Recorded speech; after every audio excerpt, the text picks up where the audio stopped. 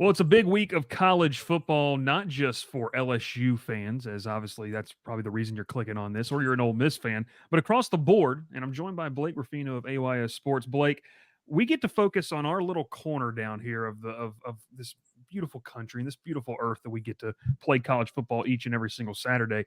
But Yeah. the landscape of college football, we're going to learn a lot of things this week. There's maybe a separation Saturday in terms of what we could see. LSU host Ole Miss. Blake, thanks for coming on, brother. We want to talk about this game in depth. You and I were kind of hinting at some things before the show started, but just kind of talk about the magnitude of what this could mean for an LSU team that, like I have said to many people, ever since that USC game, it's been building to October 12th. What's the magnitude of this game? What do you expect that environment to be like on Saturday night? Yeah, I think, and Bryce, I've kind of gotten in trouble. I think some people on staff don't necessarily like this too much, but I called it a program-defining game for Brian Kelly. Like, where are you? I know that they have not been necessarily thrilled with me putting that kind of expectation on it, but it is. Bryce, what do we know? What's it going to be if you win in the perception? What's it going to be like if you lose in the perception? So I think that part of it. So, and I think people have acknowledged this, and I think Brian Kelly acknowledged this today on the SEC media teleconference. I think he acknowledged this on Monday. Oh, this Ole Miss is coming in here, top 12 matchup. It's going to be an insane madhouse. Well, why is it insane madhouse? It's an insane madhouse because, one, it is at night, yes. But two, it is where's the direction of the program heading? Yeah, and I think, Bryce, that, listen, I've been saying this everywhere I've gone so far this week. What year did you get here? What year did you start covering LSU? Last year was my first year. Okay, so you weren't here during the Alabama 22 game. No. Okay. Get ready, because here it comes.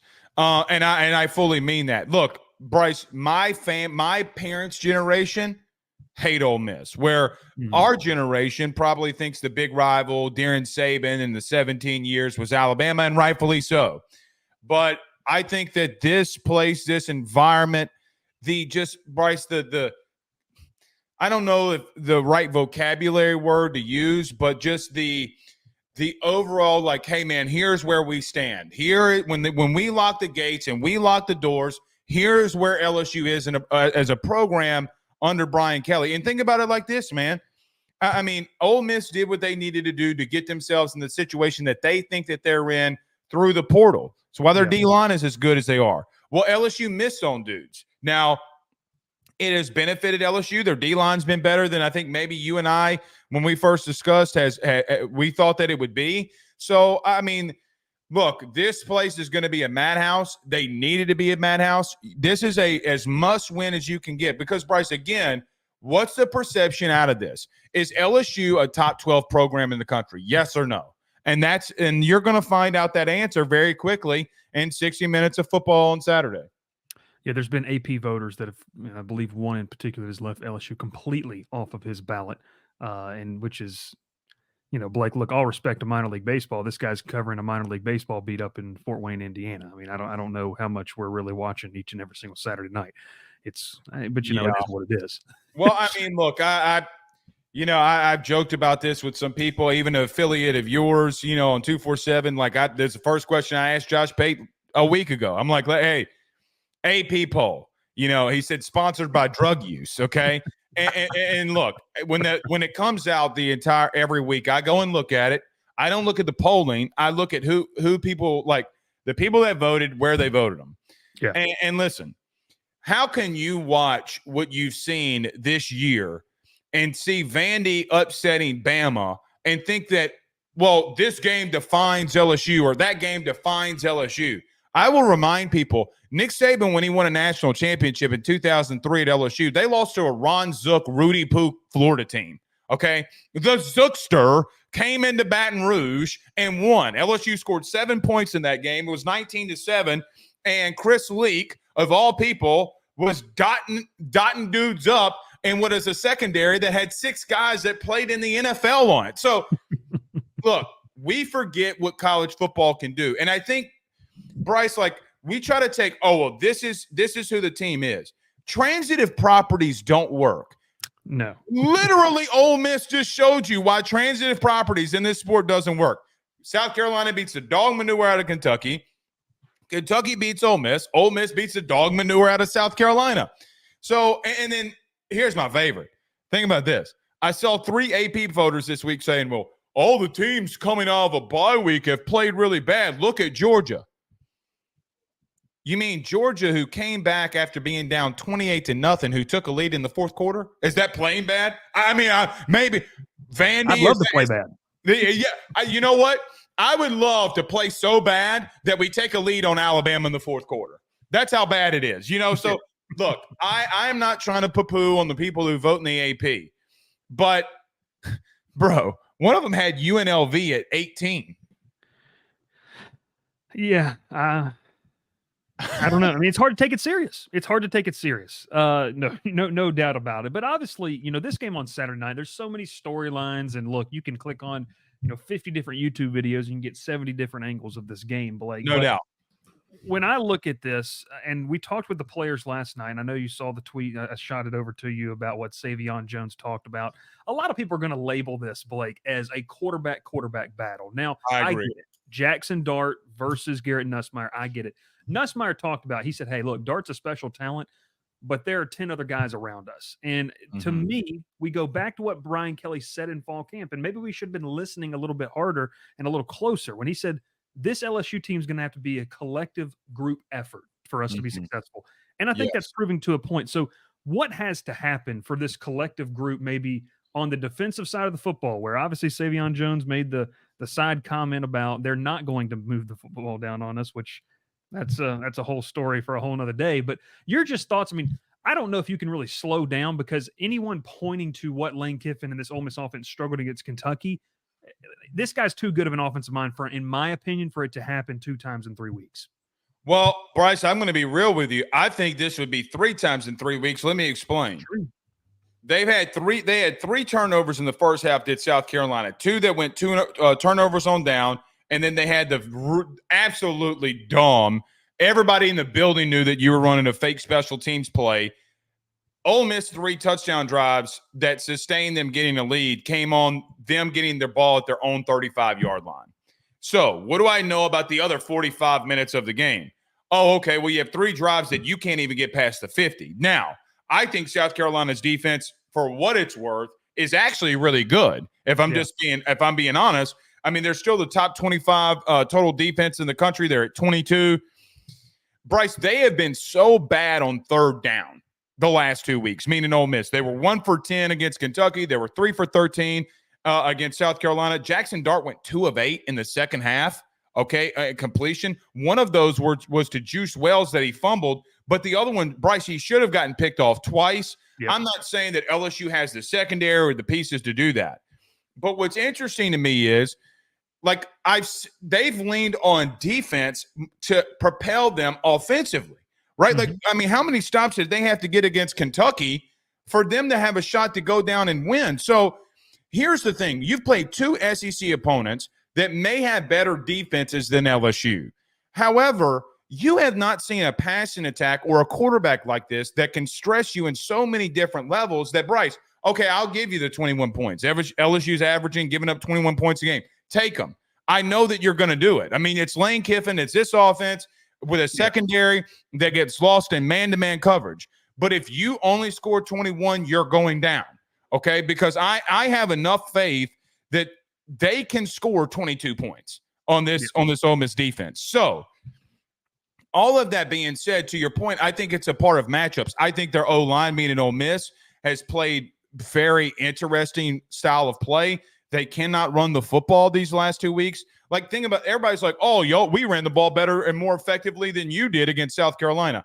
Caden Durham had 98 rushing yards in the second half, and Henry Parrish had 81 on 21 carries. So, like, you can look at all that and say whatever you want, and that's fine. I think that this game is more evenly matched than anybody wants to really give it credit for. They look at the portal players that Ole Miss brought in, but even though I think Trey Harris is going, actually, I feel pretty confident that he's going to go. Yeah. They don't have another weapon that I think that's been consistent enough, and that they're going to have to utilize themselves to beat LSU. So I think it's evenly matched along the other along a lot of different sides.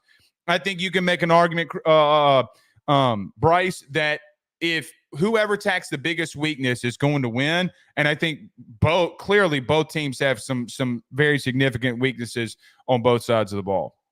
Let's talk about that weakness because, when you dive into Ole Miss specifically, everyone, and look, for good reason, they look at the name value, the face value of that front seven, and Brian Kelly praised it. But the back end has been suspect. And when you look at the back end of this defense for Ole Miss, I think it plays right into the strengths. Obviously, we're not expecting, and I don't know, I'll put this out there, Blake. We're not expecting C.J. Daniels to be able to go in this football game, Chris Hilton as well. So it's going to probably be this prong attack of Aaron Anderson. We're obviously going to see Kyron Lacey. I think Mason Taylor is a very key player to get involved because he's a matchup nightmare. When you look at that, I mean, all the numbers you talked about, you go on social media, all these really detailed analytical backgrounds, people are saying, hey, everything favors Ole Miss. But when you kind of take a look at it, is that a cause for hope for LSU fans that may think, hey, I'm really scared about this? When you dive into it, you can almost convince yourself that's a battle that you probably not only need to win, but you might have the advantage and be able to win not as hard as you might have thought it would be. No doubt, Bryce. They're 24th in the country in rushing offense, and they couldn't bust a grape, as the great Bill King would say, up front in the last 2 weeks. I mean, like, you can say we're really good at running the football. No, you're not. I mean, look, you played Rudy Putek, Buttwater State. I mean, like, in the first 4 games. I mean, look, I get it. You were good through 4 games, but when you've faced teams that can stop you or be competitive against your offensive line, Bryce, they have struggled. Now, LSU has too. Like, so for example, as Ole Miss's O-line has struggled, okay, LSU has struggled in being fundamentally sound in the running game. Bryce, LSU has given up 13 touchdowns this year. 6 of them have come on long run explosive plays. 6. Outside of that, LSU is giving up 2.39 yards per carry. So if you take those 6 out, okay. I'm like, all right. So look, I know I hate using this analogy because everybody's like, you take the long run out from that guy. You can't do that. But in this scenario and situation, I have Lenore Sellers breaking a long run because Sage Ryan did a Circus Soleil and not wanting to bring him down. I have Whit Weeks being fundamentally unsound. That's 2 of them. Yeah. That's 2 of them. I have Whit Weeks being fundamentally unsound against Nichols twice. That went for 6. So, Bryce, I know the 4 plays that you've given up for touchdowns that have been long, explosive runs. But everywhere else that they've been, they have been really good in a lot of areas. Now, you can't take them away, and I get that. This team and this defense, if there's one thing that scares the bejesus out of me, that literally, like, bro, I have chest pains right now because this scares me. Like, LSU can have the ability to make good plays on defense. It's just that when they get schemed up, they don't know how to react in play, right? Mm-hmm. Like, you getting lost in man-to-man coverage. Like UCLA did this on their first touchdown a couple of weeks ago. You got a man in motion. You got Greg Penn and Major Burns going both down to the flat, and they run a post with a tight end for a touchdown. That can't happen. And if that happens, like, that's going to happen against Lane. Yeah. But what has happened when you've been fundamentally sound? Bryce, the best football that they've played defensively in the last 2 years was against UCLA. It was the least amount of blown coverages that they had. And so with that being said, if that secondary does it and they show up, by the way, they were in the star role, which now they're back into with Harold Perkins not being out, I think it benefits them greatly to do that. So, look, there are weaknesses, but if there's an area of weakness I'm really concerned about with LSU, it's just fundamentals, small things that get them beat over. I can live with, and I know you could too, but I can live with Major Burns as a safety getting beat on a slot fade for a touchdown. I mean, like, I can live with that. What I can't live with is you not knowing your assignment when you've been here since the Clinton administration, right? And that, like, that gets me. But I will tell you this. You talked about Mason Taylor, and you talked about, this receiving core for LSU. Bryce, Ole Miss has used 5 different boundary corners on the far left side. Yep. I'm throwing 72,000 hitch routes at Kyron Lacy. If Kyron Lacy, you said that you're one of the best receivers in the game, all right, well, this is the time that you got to go out there and show it. So, look, if I knew that you won't blow assignments on Lane, I think you could beat him. Like, I feel very confident. But because you've been blowing assignments against Dookie Water State, it's, like that's what really worries me.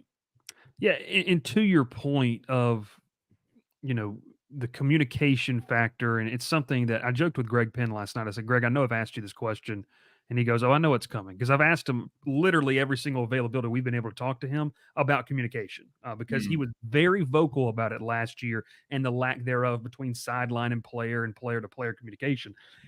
And he said that the bye week, they really wanted to utilize understanding kind of what you're talking about. And we'll see, look, when you sit in that big film room, in that big team meeting room, it's real easy to look at that big screen and say, okay, this is what we got to do. When you're in the heat of the moment with 100K plus screaming, and you got a really high-powered offense, that's when you separate the men from the boys, in my opinion. So to me, that's going to be massive. Can Greg Penn, can Whit Weeks, can Major Burns, who are really kind of in the middle of that defense, can they orchestrate enough to be able to play?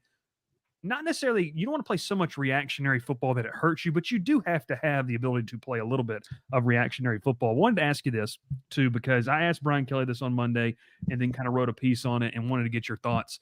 The young players. We're entering the season, the part of the season where your Caden Durhams, your Deshaun Spears, these guys that they're true freshmen, Blake, but you're starting to the point where they've got enough snaps to where you're not really green anymore. Now, you might be, still learning.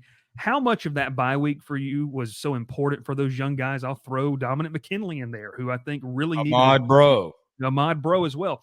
How much has that helped them, and how pivotal are those maybe 4 guys, not just for this game, but for the rest of the season if LSU does indeed want to play meaningful football in December? Yeah, I thought it was a great question when you asked him, because, what the funny thing about it is that teams that have come off of byes, they're like, oh, they perform bad. Well, Alabama didn't in the first half. They scored, 56 unanswered points. From the week before and into that one. So, it didn't really bother them.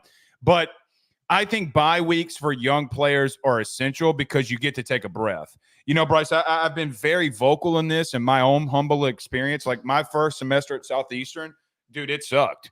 I was so bad in everything that I did. School sucked. Relationship with my then at the time girlfriend sucked. My relationship with my parents sucked because I was so overwhelmed. And this is Southeastern now. Like this is small level football and FCS football. And I think that when we got into the bye week before, by the way, we played Texas State and won, humble brag. Nevertheless, that week I got to take the biggest breath and sigh of relief that I think for like someone like me as a freshman was able to exhale. And I think that the question that you're asking is beneficial because you're able to exhale. You don't have to go. It's not just like, hey, man, golly, I'm coming off an emotional game. Like if you're Deshaun Spears, like what an emotional game against South Carolina, then you're turning right back around and it's a completely different style of offense that you're going up against. So I think that, but look, I think that they've been pretty good. Now, I think that Deshaun Spears has got to play a little bit faster. Like, I think he's making the right decisions. However, he's making them a hair too late, right? Like he's making them a very hair too late. Bryce wins that game where he doesn't make it a hair late. When is it that he anticipates that the ball is going somewhere and maybe picks one off? Is it this one? Does the bye week incorporate that? And look, man, if we got this thing right here in the studio where we watch the all 22 copies, man, Ahmad Bro has been so good, dude. Like, oh my God. And so like for him, like how does that benefit him against what has been a struggling offensive line in Ole Miss? How does that help a guy like him? Like, hey man, this guy does this when he's pulling. This guy, like I think Ole Miss tips some of the things that you do on the offensive line, Chris, when they're running RPOs, they're really much lean back, and I think teams have really focused on that. So I think like even just those 2 players in and of itself. And listen, not just young players. I if I'm Blake Baker and God bless him, Major Burns is spending the night at my house the last 2 weeks, and all we're doing is making sure assignments are ready to go. Like, look, I'm not trying to poo-poo on Give Major. him his bowl of cereal and have the list down there and say, you can't get up from the table until you know this. 100%. Like, you can't eat. Like, you can't drink. You can't sleep. You can't talk to your mammy. You can't talk to your girlfriend. You got to know what you're doing. And I look, Bryce, again, I think that they are more talented than anybody wants to allow them to say that they are. The problem has just been they don't know what to do. And that is where, if they know what they're going to do and what the tendencies of Ole Miss is going to be, it's going to be, I think it'll be good. But that's what scares me, is that Lane can just piece you apart. And I think we all got in the back of our head, Bryce, like what this team did to us last year, like what Lane Kiffin did last year on you. So, look, I think that your question was valid, and I think that it was needed for these young guys who, by the way, there was a time against UCLA 2 weeks ago, you had 5 on the field at one time, and Don McKinley came away with technically the sack. So it's going to be interesting to see how it plays out, brother. Wanted to get, before we get you out of here, man, Yep. This is obviously, as big as it gets in terms of, inside Tiger Stadium. I'll be honest, I'm excited because last year we didn't really get that feeling. There wasn't a game where, Auburn came to town, Bryce Under was there. The place was rocking for about 2 quarters. And then, Auburn's just not a good football team. But we kind of take a look at just LSU, Ole Miss in a nutshell. You mentioned a must win. And I've heard people talk about this locally over the airwaves. And I kind of disagreed with this aspect of, if you lose this game, you can flush postseason hopes down the drain. I don't really agree with that, Blake. And maybe you disagree with me, because you still have coming up. Now, look, you'd have to correct things if you lose to Ole Miss. You still got a top 15 Texas A&M team on the schedule, who I think is a pretty solid, well-coached team. You still got Alabama there. A 10-2 LSU team with wins over A&M. Obviously, you'd have a win over a pretty impressive, I guess we could say, Vanderbilt team, and then obviously Oklahoma at the end with a really good defense in Alabama. It's a must win. Don't get me wrong, but is it? Are fans going to check out in terms of, well, we're not going to make the postseason, we're going to some January 1st bowl somewhere in Florida? I mean, what's your read on that? They would check out, Bryce, until the bye week before Bama, and then you would have to go undefeated. So look, this is how I've characterized it. It's the 3 biggest. It's the stretch of the 3 biggest games. And look, I said this last week before. I took Arkansas on the points. I was very public on that on any show that I was on, and that I took A&M to outright beat Mizzou last week. So this 3-game stretch, I don't think that any one of those teams, whether it be A&M or Arkansas, has seen somebody like Nussmeier that can throw the ball on you. I think it's a different test. It's not over. To answer the last question first, would the fans check out until Bama? Probably, because you'd have to go 2-1 or go 2-0 after that. Yeah. However, it's not over. And Bryce, what are we seeing? Like, there might not be an SEC team, for what it's worth, that you might have 4 or 5 SEC teams that are 9-3, and are their resumes going to be better than what you have in the Big Ten? I know people are down on USC this week, and Penn State. I know that. Just stay with me on this. Look, there are a lot of people in this business I respect that think Penn State might go to South California and lose. I mean, there's a lot of people that think that that's a strong possibility. So, look, it's not over. I don't think that it's over. I've said it's a program-defining game in reference to, where are you? Like, Bryce, you have a young daughter, and she's going to – one day you're going to know this saying, here I am, how do you do? Bless you. So, I mean, like, you're going to find out who you are. Now, is it over? No. I mean, none of this is over. But, Bryce, I look, you did a lot to get Brian Kelly here. More than most teams did to get a coach here. This is the game that he's got to prevail in. I think it's a measuring stick game too, Bryce. And let me say this. The only place that I would agree that it's a must win is because of the money factor in NIL. The reason I would say that is because my generation is not given ain't given that kind of money. If you want the backing of the people, like I'm talking about long hair, don't care, white hair, don't care, like we're Lil Wayne, you better beat Ole Miss. Hey, I'm going to just tell you this, Bryce. You want to know why they had struggles potentially in NIL situations last year? They lost to Ole Miss. That's a no-no. It's a very big no-no here. You can lose to Vandy, okay? And people be like, oh, my God, it's the most LSU thing ever. You just don't lose to Ole Miss. That's the – I get what people are trying to say, but they're just not coming out here and saying, like, hey, if you want alignment, you want everything in place, you got to win this game. And, Bryce, one thing about people in Louisiana, and this is just the pulse that I have on it, you're going to be on the national stage in the Southeast at 6:30. They don't like getting embarrassed like they did last year on this stage in the national spotlight. So I think it's just like, man, there's so many things that tie into this one. Is it a must win? Completely no. Do you really, really, really need this? Bryce, they can go to A&M and lose, and people will be okay. They can't lose this one at home against Ole Miss, in my humble opinion. No, I agree with that. I have, I spent some time around the SEC, and what I have learned, I grew up 30 minutes outside of Auburn, is that Ole Miss, regardless of who you are in the SEC West, Ole Miss is the little brother. You no can't doubt that you cannot do. They're pretentious. They've got the high society tailgate. That's who they are. They're not the rough and rowdy crowd. But we'll see. And Bryce, too, for Lane in this one, it's a must win for them too, because they went out and spent out a lot of money. They went out and got a lot of people. And here's the thing: Lane's never had back-to-back seasons of 10 wins ever. It's never happened. So now you got to prove that maybe that you can do it. And boy, if he loses, here comes that Florida stuff, because Florida's probably going to lose it. I'm telling you, man, this is why I think it's so chaotic. Now, if he wants to go back to Florida, I think Lane might, there's a lot of things going on here, Bryce. I'm just telling you. No, it's I guarantee you I'll say by 11 p.m., 12 a.m. Saturday, early Sunday morning, if Ole Miss loses and Florida loses, the message boards are going to run wild. It's going to be crazy stuff. This is what I'm going to do. I've never been on your affiliate with 247 or On 3. I'm really definitely thinking about going and doing it and stirring some shit up. Like, you know what I mean? Like, I'm really thinking about this, like, stores. You know what I'm thinking about doing? Like, making a bot account with AYS in it, like AYS fake account, and just being like, sources, Lane Kiffin to Florida.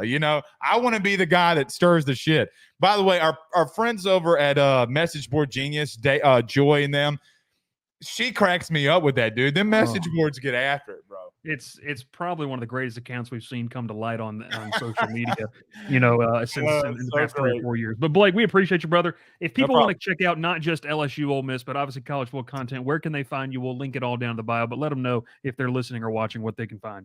Yeah, Ruffino and Joe show. We talk college football. It's all we talk about year round. Obviously a big week. You can check it out. We have our picks tonight. We have our picks going into today and our power rankings. And then AYS, we start our SEC channel. So anywhere you just find the AYS content, wherever you listen to podcasts, rate, review, and subscribe, all that stuff. But as Dion says, man, I ain't hard to find, so you just type in AYS and you're going to find us somewhere. Love to see it. Blake Ruffino, AYS, the Ruffino and Joe show. A good time. Go hang out with those guys. And I know a lot of our channel, we obviously have some Georgia Tech dedicated fans, and you'll recognize Joe. He's that guy that didn't really like you and going into week 0. But hey, we appreciate you. And also, we appreciate you listening. It's been fun, man. Joe thought it was going to be a splattering, man. We could have been more wrong. Nobody could have been more wrong on what has happened to Florida State this year. Dude, he had Florida State in his playoff. Jeez. It's okay. One of our guys had NC State in his playoff, so I don't know what he's smoking. Oh, man. It's brutal, brother. Brutal. Well, speaking of that, hey, man, I said it this week, and we're about to find out. Last nugget. Who is Nico Iamaleava? Ooh, that's a whole episode by itself right there, Blake. I know. So it's going to be a fun week in football, man. It is. It is. Check out Blake. Obviously, he's going to have a post-game show on AYS that you can check out. Obviously, LSU, it's a good time. I've called in once or twice. It's educational. I'll say that. It's education. You want to know more about LSU football, it's an educational experience for sure. But we appreciate it. BetOnline.ag. Make sure you bet responsibly over there as well. We'll obviously get our picks in tonight and our best bets as well. So make sure you tune in 7:30 Central, 8:30 Eastern. We'll catch you next time here on The Crowded Booth.